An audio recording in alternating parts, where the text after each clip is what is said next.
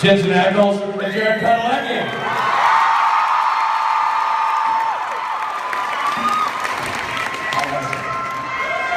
Losing a lot of breath there, Robbie. I'm great, man. Never done. We were joking. I'm not in con form right now. Yeah, we're not in con shape, you know. Robbie does a lot of running during the conventions, and we've been off the circuit for a bit.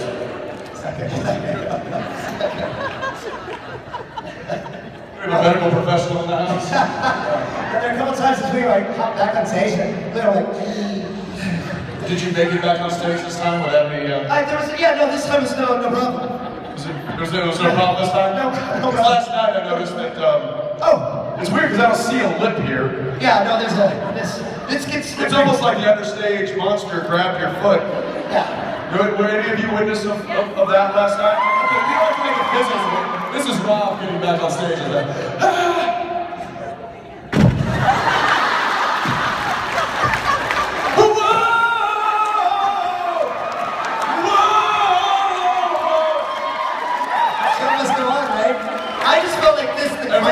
I'm like, wow, he's taking stage diving to like a whole new... I like to do the opposite. Like diving on the stage. On the stage, that's how I do.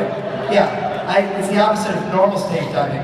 But the other thing is I felt like this carpet smelled funny, and I needed to... A little investigation, a little investigative work. Yeah, that's right. Right mid-song. Yeah. I get it. Yeah, so real quick. We're good, up quick. And then we're back to Prince, yeah. Rob Benedict, ladies and gentlemen. Yes, man. That young lady, I seem to have lost my compadre here. Well, it's because Director Rich got a roll. Oh, Director Rich is this way. I'll carry your chair. Follow me. Hey, Jared, is he calling you Sam again? Is he Rich? Did he call you Sam when he told you to go over there and help him with something? Yeah. Right. So Rich, whenever he's directing, calls us by our character names. So don't worry, no one's looking at you. I don't want the young lady not to be able to see the show because she has to look at her translator, so she's gonna... Oh, this is gonna be fun. And they're all looking at you, it's okay. Hi, Venus. Can I, love you. Love you too. It got quiet. It got really quiet. You ever make a joke? This is like really loud room, and you make a joke, and right before you make a joke, everybody in the room stops talking at the exact same time. You make a joke, and you're like, oh god. Like, that was my outside voice. So that just happened. But I do love you, Rob. I love you too. I heard the whole thing and made me feel all warm and fuzzy. Don't fall down. Who's first time?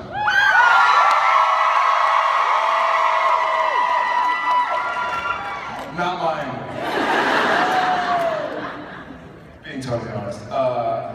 Jensen and I, the royal bearded we. Royal? It sounds cool. I don't know. Your words, not mine.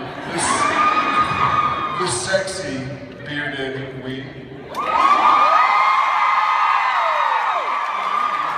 Where's this going?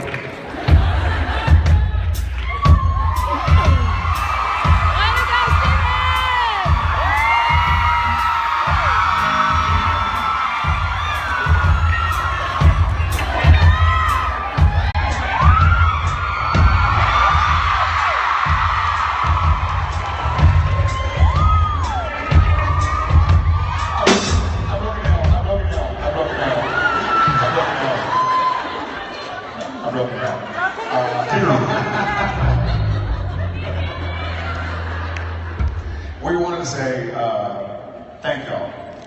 Y'all are badass. Some of you should all take your pants off back there.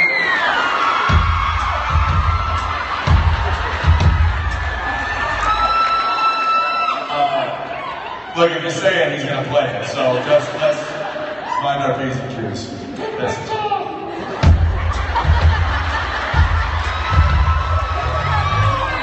great thing about Steve is he doesn't move. He just goes, because you can't see his foot.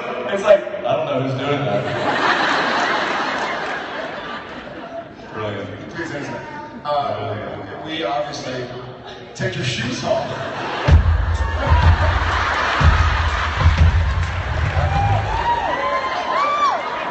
We obviously are in full hiatus mode. And so this is actually one of those weird parts where this convention specifically is unique because y'all know. I'll translate. You people. Y'all know about the show exactly what we know about the show. And during the year, that doesn't exist. During the year, we know what's going on. We know 5 storylines ahead. We know 7 storylines ahead. Here, we are all caught up and we get to be fellow fans of the show.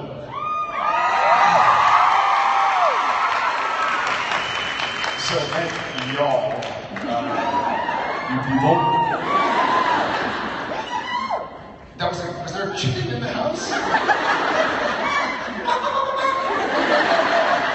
Thank y'all for I think there's a zoo exhibit out in Florida. the Phoenix Zoo. Thank y'all for being. Let's hear it for the Phoenix Zoo.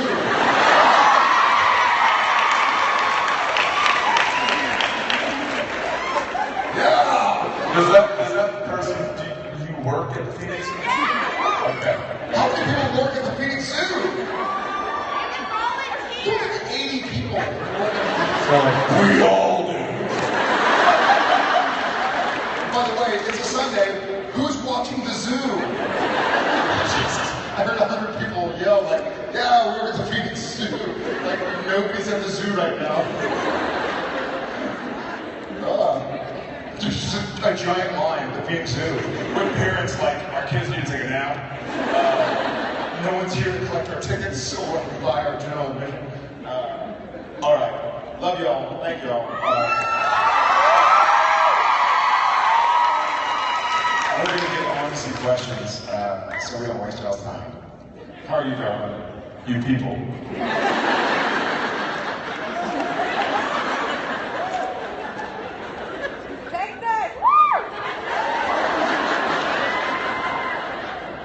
We're going right? We're going right? Stage right? We're going right, baby. We're going right. Okay. Hi. First, I want to thank you for Purple Rain last night because it was Thank you guys. I want to, they probably, or maybe they did, but that song was never even rehearsed all the way through. Like, they basically sound checked it about 45 minutes before you saw it, maybe an hour before you saw it, and it was just like, what you guys did, maybe half the song or a quarter of the song. It's like, I think this is how it goes. You know what, we'll just figure it out when we're playing it live. That's how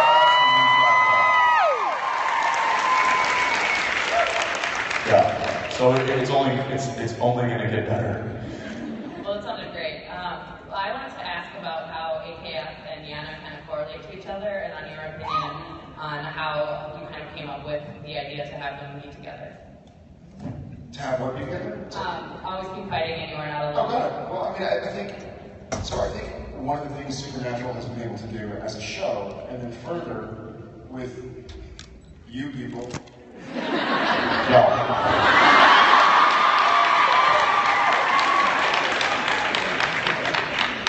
is we've been able to open up a conversation and a dialogue that there's something really special about this family. There's something really special about the people that are in this room.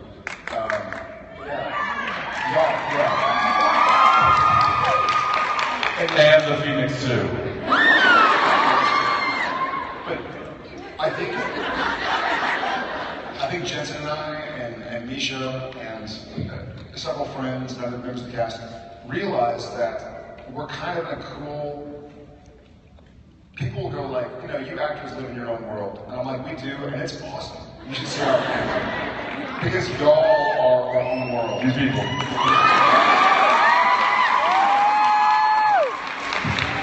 It occurred to us, I think it occurred to us all that you know, for me, AKF, and Always Keep Fighting, was something that I literally, legitimately needed to kind of remind myself and tell myself. And so for me, it meant a lot.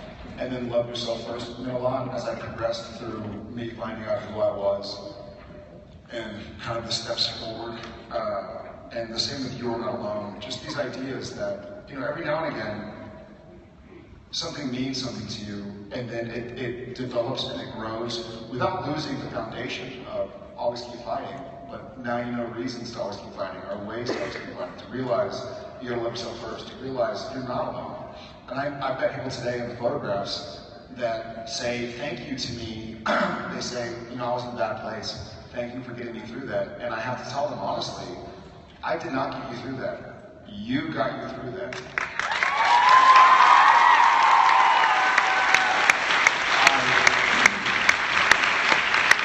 I hope, and I believe, and I hope that I was there to let them know that they were not alone, but it was their strength and their sacrifice and their fight that got them here today. And so if anybody's out there feeling the same thing, thank you. Thanks. Hi. Hi. Okay, sorry, really nervous. Okay, so I've seen that Baby's actually described as being a manual transmission, and I've noticed on the show that she's actually an automatic. Is there a reason for that? Like, was it easier to find an automatic, or can you guys not drive manual? When was she described as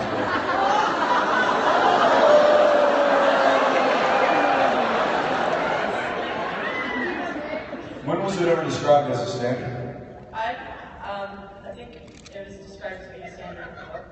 When? In the books. Well, there's your problem right now. The TV and the movie are always better than the books. For you readers out there, I'm just joking. No, but I'm serious. It's definitely more fun to look at. No, it's always been an automatic. However, I can drive 3 on the tree, I can drive 4 on the floor, you name it.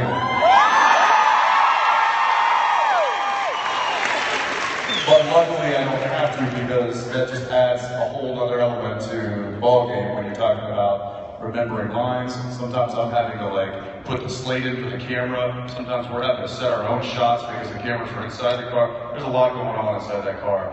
The fact that I don't have to manually shift gears is one thing I don't have to worry about. So.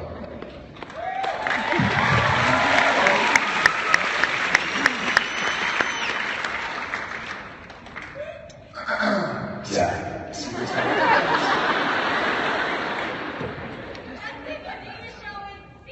What? My dean is showing?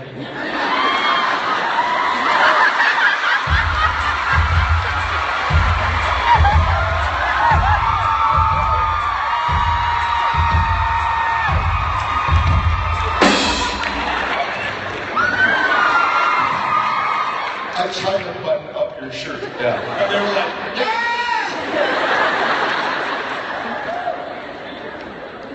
I don't even know if I know what that means. How are you? I've always wondered, for people like yourself in your line of business, are you able to watch a TV show or a movie and actually get absorbed into the story, or do you guys get lost in like analyzing what's going on behind the scenes? Great question. I am rarely able to really get absorbed in the story because I see so much and have so many opinions on what's going on behind the scenes. That having been said, it helps me weed out a lot of junk that I probably shouldn't watch. And so I get to watch some really cool shows like Breaking Bad and GOT. And I get to watch my new friends on Outlander.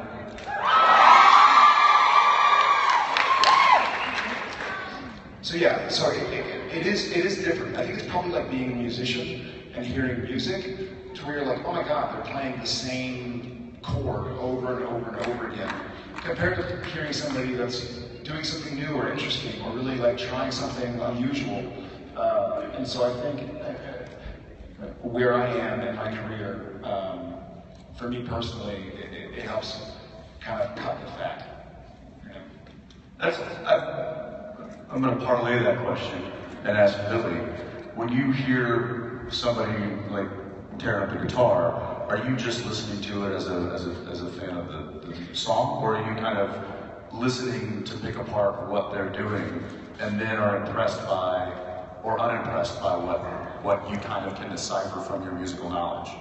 Yeah, it just comes down to melody, you know, and if they're doing something that's completely something I've never heard before, whether it be on a violin or a trumpet or a saxophone, if it's something unique, I always try and pull from that and use it in my own, you know, repertoire. You find inspiration from other people's music and stuff like that. Yeah.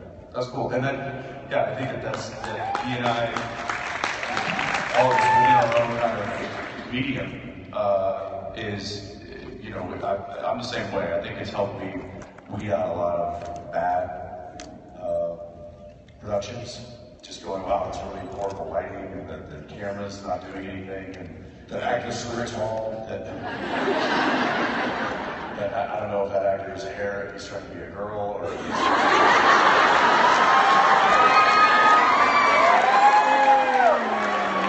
John Snow.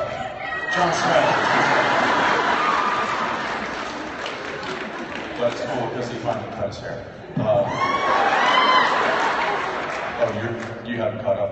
What are you trying to say? Nothing. He cut his hair? Yeah, because he's a smart guy.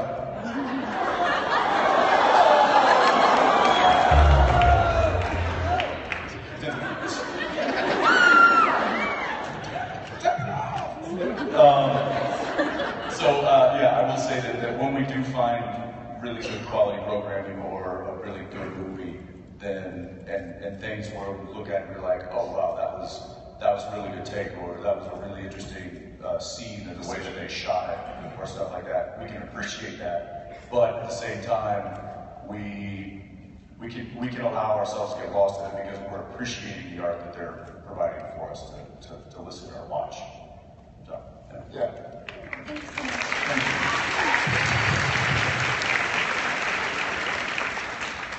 Hello. Hello. It's my first time. I'm having a blast. Awesome. The question is, how did you like doing the roles with Charlie? Doing the roles, like work, like doing the episodes with? Yeah, the episodes. I mean, look, I think it's no secret that we love Felicia and we love what she brought to the show as you know, just a talented, beautiful human being.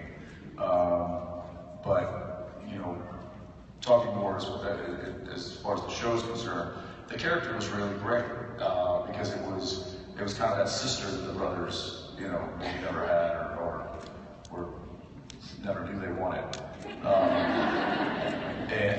And so I think that dynamic really made it pleasant. It wasn't like, oh, who's gonna hook up with Charlie kind of a thing, or oh, is this gonna be a romantic? There was from the get-go, yeah, maybe your sexual orientation maybe had something to do with it.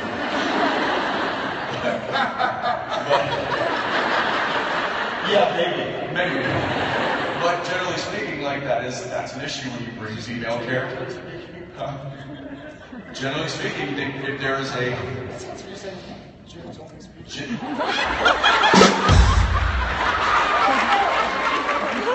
yes, generally speaking. I guess I heard that you wasn't holding the microphone. I didn't hear it either.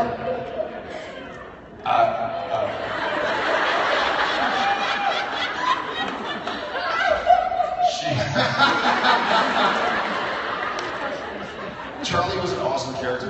Felicia Day is an awesome human being. Generally speaking.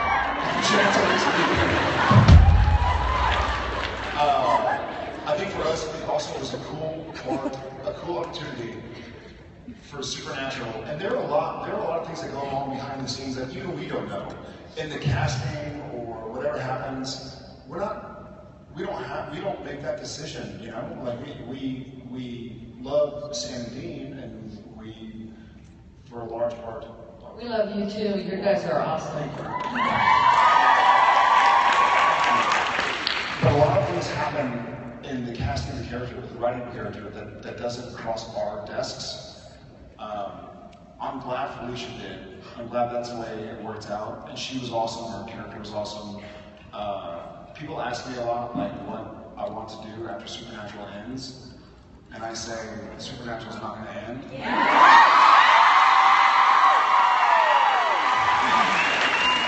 Wait, what? Shh, I'll tell you that. But if it ever did, I would want to work with people like Felicia did. Well, let's be clear. Supernatural will never end.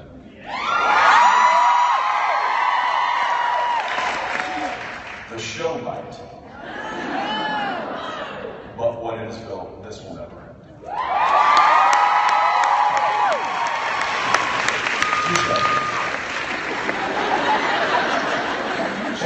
Clear that up.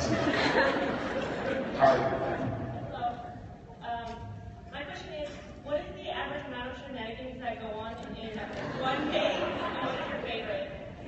100%. My favorite general shenanigan that happens on set is that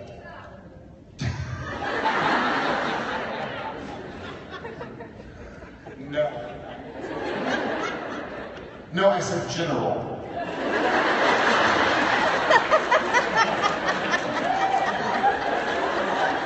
You see what I'm going? About as many shenanigans as happened like within the past 5 minutes.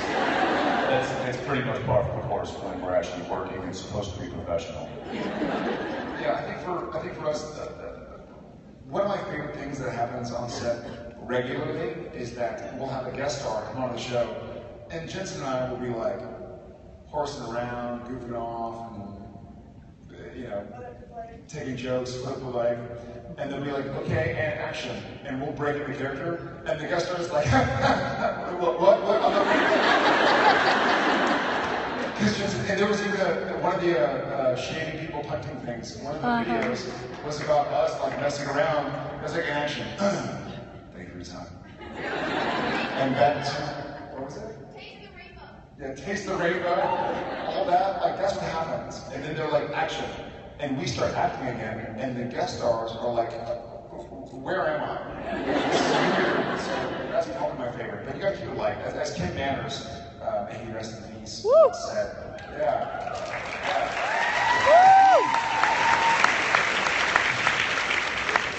he said, this is his words. He said, I spend more time with you than I do my wife, my kids, my dogs, my home. So if we're not having a good time, why are we doing this? Thank you. I will also add that we never miss an opportunity to have said shenanigans. We can be in the middle of a very intense scene, and if an opportunity presents itself to make a joke, normally professionals resist the urge to break character and make a joke in the middle of a scene while the cameras are rolling and other actors are intense and the scene is intense. We will rarely ever miss the opportunity. We will blow the take purposefully to make the joke and then go again. No, at this point, jeez. Which just really throws guest stars off. My favorite response from one guest star, she just like, after about 3 or 4 takes of him and I just like, and then the crews, they now don't waste opportunities to like, I'm sitting there with like a EMF and I'm going through this locker room and it's like really intense and the music's really intense and there's a camera like kind of following me and then the camera stops and I walk into the shower room of this locker room where I'm looking for ghosts and the B camera was sitting there waiting for me to turn in and it was going to film me doing the, this and then I turn around and I'm out and I'm back on the A camera. Well, the entire B camera team had taken all of their clothes off.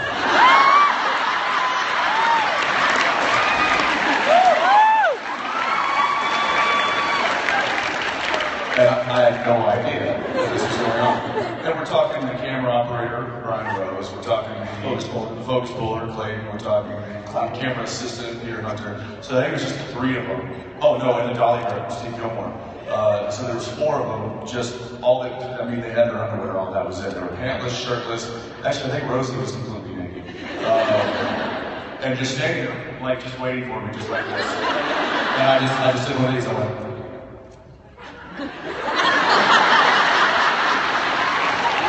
and they used that tape.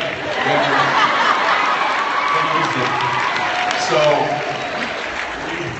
there's very rarely wasted opportunities to just act like idiots. And we relish that. And if you can imagine like a diving board at a swimming pool, if you can imagine standing on the very edge of the diving board, holding an egg and a spoon, any movement is going to make that diving board shake, is going to make that egg go like this. So that egg is the camera. So when the camera operator is sitting there, he is absolutely still. So one of my favorite shenanigans to pull. Here, you be Brad. I'll be Brad. And you be you. So I'm Brad. His camera, and his eyes. I got a handheld on my shoulder, and I mean he's rock solid. He's a fantastic camera operator. Amazing. One of the best. And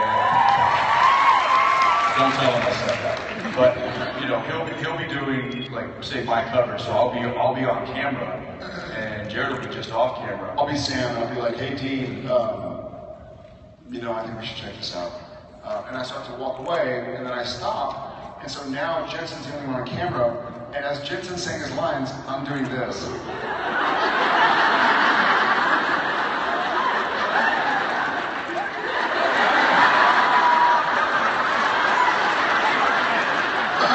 Yeah, Dean, no, I mean it. The vampires are in the nest.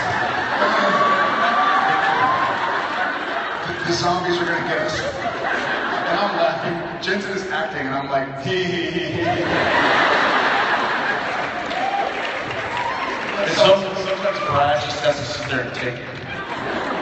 The worst is when Jared somehow, I think you just grab them out of the makeup bags when they roll by, you're just like, I'll take those for later. And he'll grab some tweezers. And he'll start plucking ear hair while Brad's holding the camera. And nose hair. Oh yeah, you got nose hair a few times too. So I'll be like this.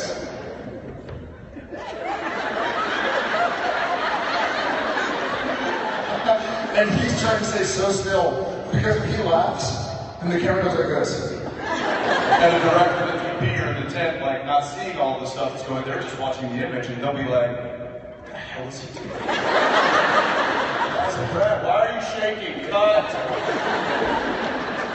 Well, what's funny is Brad never sells Jared out. He's like, "I'm sorry, I can use another one." He said, I'm crying with laughter.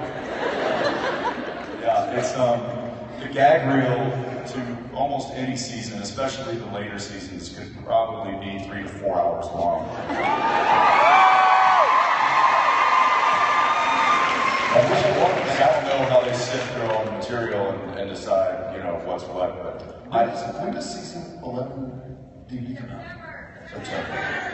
Because I have the gag reel on my phone. I do too.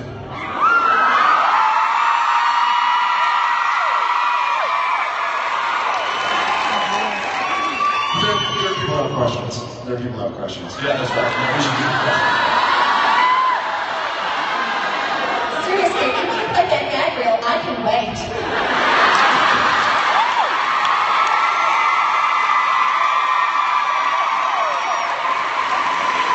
This is something else. I'm checking my I'll answer a question while he checks his email. Okay, first off, thank you for coming to Phoenix. This is my sister's and my first time, and you guys absolutely rock. Thank you. Now I have a question to both of you as Sam and Dean. Since Crawley has called both of you both Moose and Squirrel, does that make Crawley and Rowena Boris and Natasha?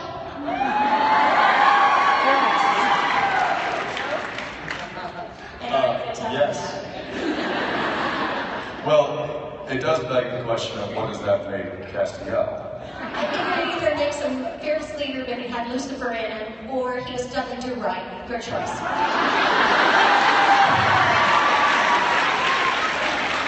that they do wrong.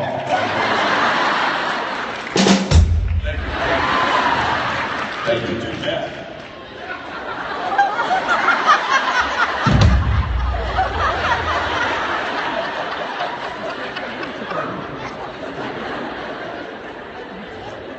Yeah, sometimes they win and sometimes they don't. Because sometimes you eat the bar and sometimes the bar eats you. I don't know. I don't come up with these dumb nicknames. These spirit animals. However, I did see a guy today wearing a t-shirt that said, Jensen Atkins is my spirit animal. Is that you? Yeah, buddy. Right there.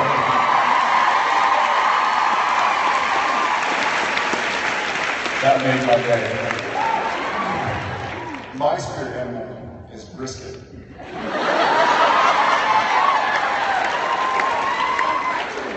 You know what I'm talking about. I know you know. Texas. You almost fell out of your chair just then. Brisket! That's not an animal. Can't take you Well, it used to be. We want to get technical. Thank you. Thanks. Okay. Hi, how are you? Good, how are you? Good, how are you? We How are you? You don't know how I am? I'm good, how are you? I love you guys so much. I'm really excited. This is my first convention, but I was wondering if you had any tips on auditioning and maybe how to get past maybe not making a role. I told this story earlier in my, I was going to say my private, but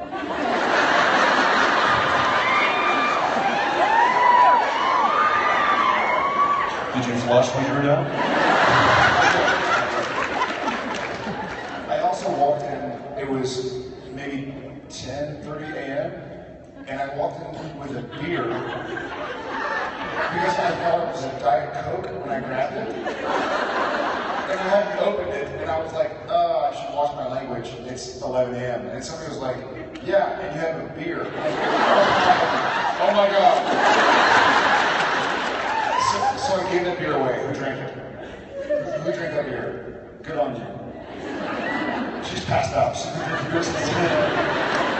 And she's 13, so way to go. I have a story. So 10 years ago, I've been doing Gilmore Girls for a while. I've done some movies.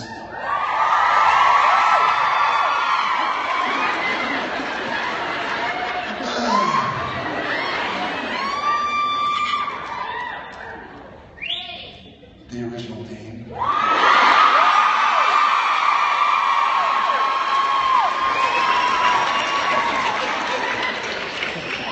So I've been doing Gilmore Girls, no big deal. That's all right. I worked with the original Sammy. Those were the lives.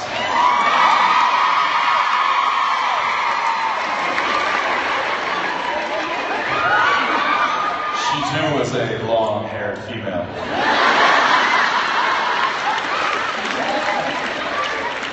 The best ones are.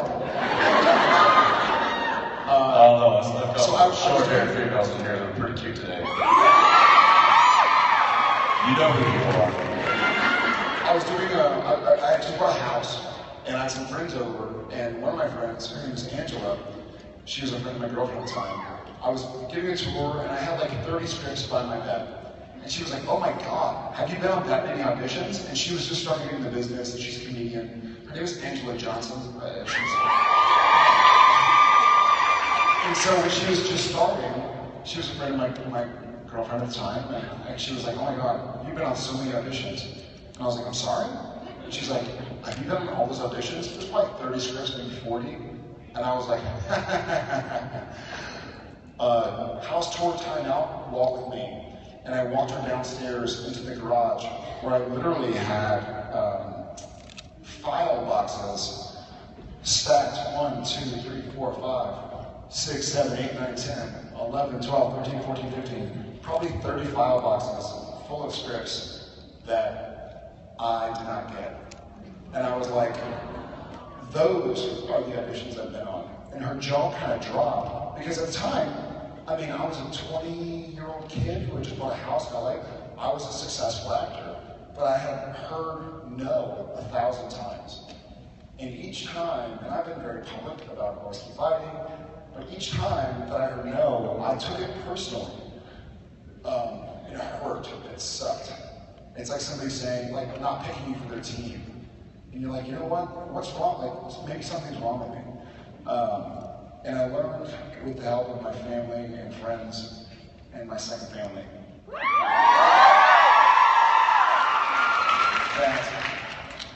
that being told no doesn't mean you're not enough.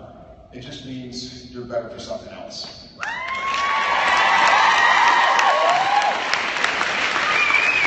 And so after 1,000 no's, my favorite yes was this dude called Sam Winchester.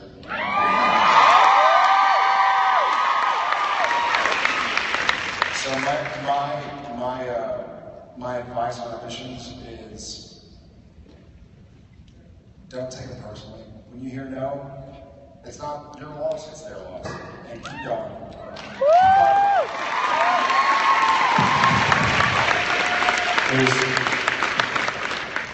There's another little thing I think you ever read. Don't wait for no. Just keep going. If they come back and say yes, then it's like, oh, okay, I already moved on. And that's the way I do it. I go in, I give my final performance in that audition. And then I leave and I'm like, okay, what's next?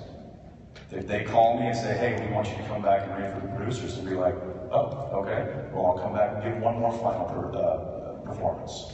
And each time I walk out of that door, I leave it out there, I leave it behind, I'm gone. That way when they do come back and say, you know, we decided to go with somebody else, I already moved on mentally. And that helped me a lot on all of those.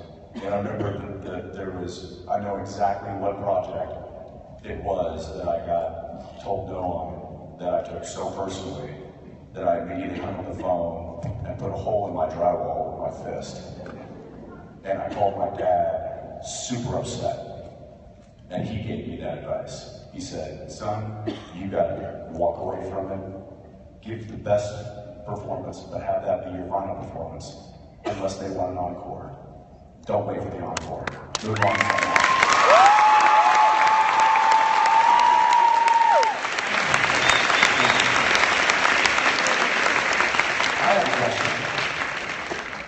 I have a question. What was that role? Really? Just kidding.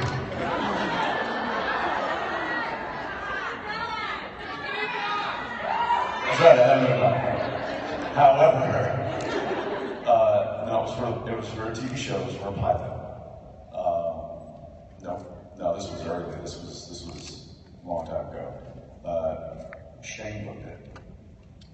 Yeah.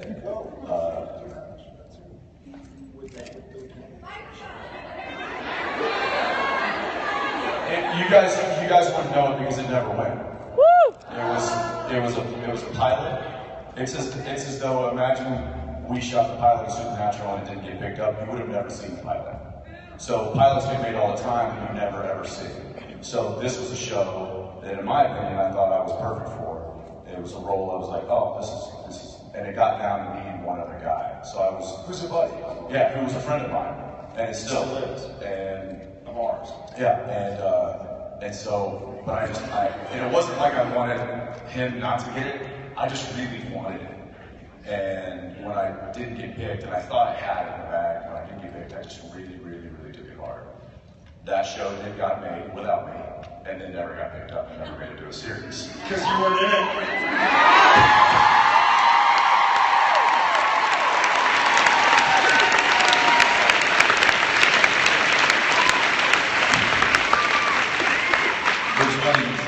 Years later, I was telling our buddy about that, and he was like, that should have been you anyway, it probably would have gone. And I thought that was a really cool thing for him to say. But anyway, he's doing fine. I'm obviously doing okay. But it was the way that I reacted to that I never wanted that to happen again.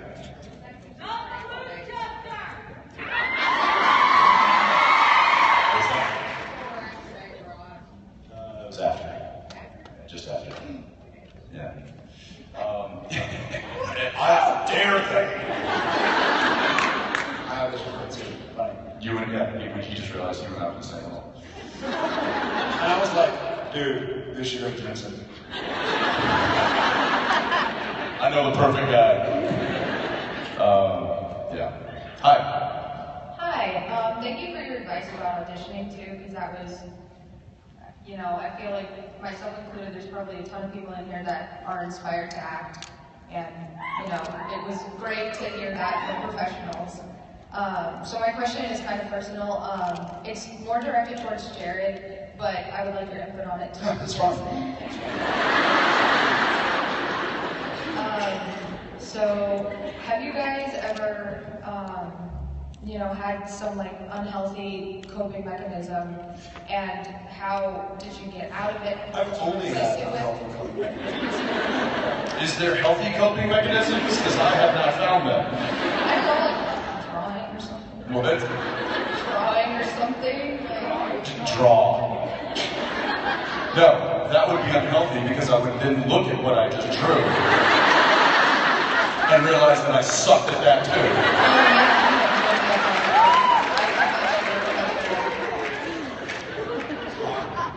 So, is your question about auditioning or coping mechanisms? Thank you for the auditioning, but the coping mechanisms, because I know some people turn to drugs or alcohol or self-abuse, and I don't know, it's just it would be nice to hear from some people if they had experiences that's like you guys. a huge, wildly important question.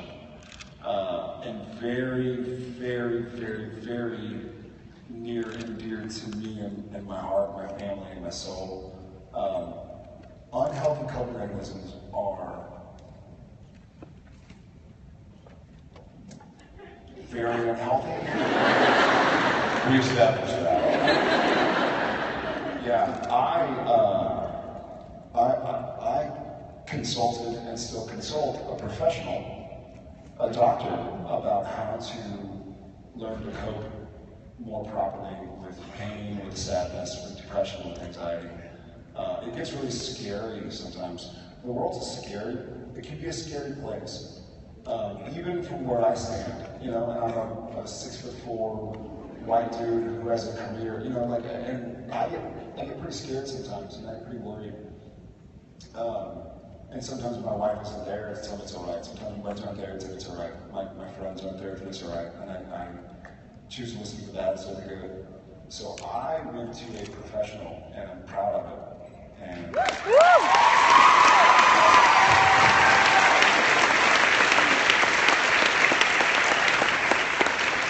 I'm certainly not qualified to give proper advice, but to say, and I hope this doesn't sound like a cop-out, but to say, if I wanted to learn how to be a kickboxer, I would go to a kickboxing professional. If I wanted to learn how to be a nutritionist, I would go to a nutritionist. If I wanted to know how to be a surgeon, I would go to medical school.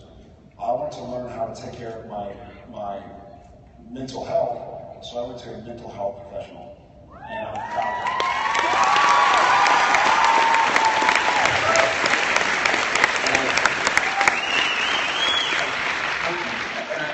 I truly wish that for everybody. I think there's a weird stigma right now where if you go hey, if you say, I've got cancer, so I went to a doctor, people are well, yeah. But if you say hey, man, I've got some wild anxiety, they're oh, well, just relax, which doesn't make sense. I think we're moving in the right direction as a society, but there was something going on in my head I was controlling. That is not dead today, So, but I go to a doctor, because something's going on. It's one of the answers. There's no shame. There's no I talked to somebody about I'm feeling sad. It's what? Why are you sad? You're rich, or whatever. You know what I mean? That. So